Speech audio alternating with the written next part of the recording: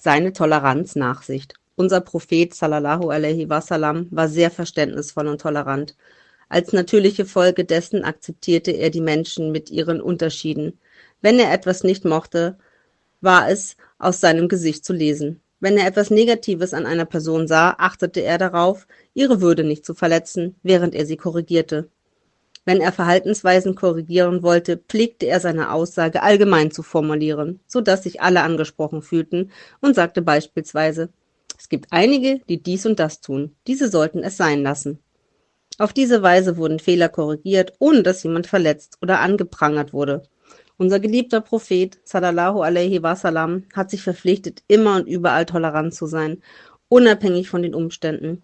Aus diesem Grund wollte er nach der Eroberung Mekkas die Herzen seiner Feinde, die sich vor der Kaaba versammelt hatten, mit dem Islam versöhnen, indem er eine allgemeine Amnestie erklärte.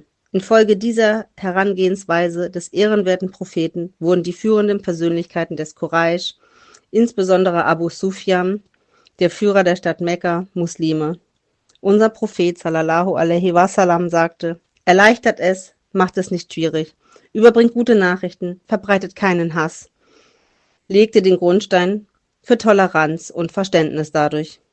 Auf eine die ihm gestellte Frage zählte er die tugendhaftesten Taten nach dem Glauben an Allah auf und erwähnte dabei auch die Toleranz. Unser Prophet sallallahu alaihi wasallam betrachtete die Toleranz, das Verständnis, die Nachsicht als eine Form des Verhaltens, die unter den Menschen nicht einseitig, sondern gegenseitig gewährt werden sollte. Denn wenn Toleranz gegenseitig gezeigt wird, gerät eine Seite nicht in eine Situation, die ständig Toleranz erwartet, und die andere Seite muss nicht immer tolerant sein und somit wird kein Unrecht verursacht. Zu diesem Thema sagte er Folgendes: Sei du tolerant, damit auch dir Toleranz entgegengebracht wird. Eine christliche Delegation aus Nadschran, ein Ort in Südarabien, kam nach Medina, um sich mit unseren Propheten zu treffen. Als ihre Gebetszeit eintrat, wandten sich die Christen, die sich mit unserem Propheten im Maschid an-Nabawi trafen, nach Osten zu und machten sich bereit, um zu beten. Obwohl einige der Gefährten diese daran hindern wollten, hielt unser Prophet sallallahu alaihi wasallam sie von dieser Haltung ab und erlaubte den Christen im Maschid an-Nabawi, Moschee des Propheten, zu beten. Seine Großzügigkeit. Unser Prophet sallallahu alaihi wasallam war auch in Sachen Großzügigkeit ein Vorbild für Muslime. Die Gefährten sagten, er sei der großzügigste aller Menschen. Zu diesem Thema sagte er Folgendes: Allah ist großzügig, er liebt die Großzügigkeit. Zudem ist ihm zufolge eine großzügige Person jemand, der Allah, dem Paradies und den Menschen nahe ist, aber dem Höllenfeuer entfernt ist. Unser Prophet sallallahu alaihi wasallam lehnte niemanden ab, der seine Bedürftigkeit vortrug und etwas wollte. Er gab das, was gewünscht wurde, wenn er es hatte. Wenn er es nicht hatte, versprach er es nachträglich zu geben. Entsprechend den Bedürfnissen der Menschen gab er einigen von ihnen etwas zu essen, einige von ihnen kleidete er ein und andere wiederum gab er Geld. Wenn der Hilfesuchende gesund und arbeitsfähig war, ermutigte er ihn zu arbeiten, damit er auf eigenen Füßen stehen konnte. Wenn dem ehrenwerten Propheten sallallahu alaihi wasallam ein Geschenk gegeben wurde, erwiderte er es mit einem wertvolleren Geschenk. Seine Freude verglichen die Großzügigkeit unseres Propheten mit Winden, die fruchtbaren Regen trugen. Seine Großzügigkeit nahm im Monat Ramadan zu. Unser geliebter Prophet sagte, dass der Lebensunterhalt einer großzügigen Person gesegneter, fülliger sein wird und dass Großzügigkeit keine Armut verursacht. Großzügigkeit sei ein wichtiger Faktor für den Aufbau einer gesunden Gesellschaft. Geiz hingegen führte dazu, dass Gesellschaften geschwächt werden und zusammenbrechen. Geiz, der das Gegenteil von Großzügigkeit ist, führe eine Person zu Gier, drücke und enge ihn ein wie eine eiserne Rüstung. Die Tugend, die die Menschen von diesen Unbehagen bewahren kann, sei die Großzügigkeit. Als ein Mann zum ehrenwerten Propheten kam und unverhofft reichlich bekam, ging er zu seinem Stamm und sagte: O mein Volk, seid Muslime, weil Mohammed großzügige Wohltaten verrichtet, ohne Angst vor Armut zu haben. Unser Prophet sallallahu alaihi wasallam verurteilte Geiz und suchte davor Zuflucht bei Allah, sein Mitgefühl und seine Barmherzigkeit. Im edlen Koran verkündet Allah, der Allmächtige, dass unser Prophet sallallahu alaihi wasallam als eine Barmherzigkeit für alle Welten gesandt wurde. Außerdem wird auch verkündet, dass er sehr fürsorglich und barmherzig gegenüber den Gläubigen ist. Der Prophet sallallahu alaihi wasallam sagte zu jemandem, der wollte, dass er die Feinde verflucht, dass er nicht gesandt wurde, um Verwünschungen auszusprechen, sondern als Barmherzigkeit für alle Welten. Tatsächlich verfluchte er nicht einmal diejenigen, die ihn bei seiner Rückkehr aus Taif gesteinigt haben. Er bat sogar Allah, den Allmächtigen, um Führung und Rechtleitung für sie.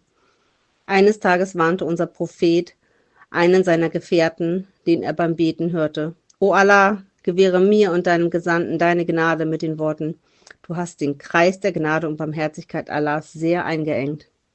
Unser Prophet sallallahu alaihi wasallam stellte das Mitgefühl und Milde als Grundprinzip in unseren Beziehungen zu den Lebewesen um uns herum in den Mittelpunkt und sagte: Allah hat Erbarmen mit denen, die Barmherzigkeit zeigen. Seid zu denen auf der Erde barmherzig, damit die im Himmel barmherzig mit euch sind.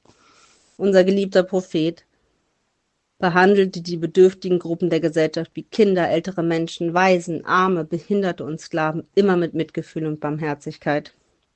Eine Person, die sah, wie der ehrenwerte Prophet seinen Enkel küsste und erstaunt sagte: Ich habe 10 Kinder, aber ich habe keins von denen je geküsst, gab er die folgende Antwort. Der Prophet sagte: Was kann ich tun, wenn Allah dir die Barmherzigkeit aus deinem Herzen genommen hat? Demjenigen, der keine Gnade zeigt, wird auch keine Gnade gewährt. Eines Tages, als der ehrenwerte Prophet sallallahu alaihi wasallam das Gebet anleitete, rezitierte er im ersten Raka eine längere Sura, aber dann im zweiten Raka nur noch eine kurze. Nach dem Gebet antwortete er auf die Frage, warum er so gehandelt habe, mit: Ich höre im Gebet ein Kind weinen, deshalb habe ich das Gebet kurz gehalten, damit seine Mutter nicht in Bedrängnis gerät. Der Prophet sallallahu alaihi wasallam verfluchte nicht einmal diejenigen, die ihn in Taif gesteinigt hatten, und dass er für sie gebetet hat, damit sie Muslime werden, dass er den mekkanischen Polytheisten, die ihm alle möglichen schlechten Dinge angetan haben, nach der Eroberung der Stadt vergeben hat, sind die besten Beispiele für seine Barmherzigkeit. Auch Tiere erhielten ihren Anteil vom tiefen Mitgefühl und der Barmherzigkeit des ehrenwerten Propheten. Er erklärte, dass einer Person, die unterwegs einem durstigen Hund Wasser gab, von Allah vergeben würde, und er erklärte, dass eine Person, die den Tod einer Katze verursachte, weil sie verhungern ließ, in die Hölle kam. Der ehrenwerte Prophet war sehr traurig, als ein Kamel, das unter übermäßiger Belastung, Hunger und Durst litt, seinen Besitzer herbeirief und ihn ermahnte, das arme Tier mit Barmherzigkeit zu behandeln. Der ehrenwerte Prophet sallallahu alaihi wasallam warnte uns auch bezüglich vor dem Zerstören der Vogelnester und Ameisenhügel und dem Entnehmen der Vogelküken aus ihren Nestern. Wer betrügt, der gehört nicht zu uns. Der ehrenwerte Prophet sallallahu alaihi wasallam ging zu einem Mann, der Nahrungsmittel verkaufte, und fragte ihn: Was verkaufst du? Der Mann zeigte auf die Weizensäcke. Als der Prophet sallallahu alaihi wasallam seine Hand in die Weizen streckte, sah er, dass die Unterseite des Weizens im Sack nass war. Daraufhin fragte er: O Eigentümer dieser Ware, was ist das? Der Mann antwortete: Es hat darauf geregnet, o Gesandter Allahs. Auf diese Antwort sagte der Gesandte Allahs sallallahu alaihi wasallam: Hättest du doch die nasse Ware oberhalb des Sackes gelagert, so dass die Menschen den tatsächlichen Zustand der Ware sehen können. Dann fügte er hinzu: Wer uns betrügt, der gehört nicht zu uns.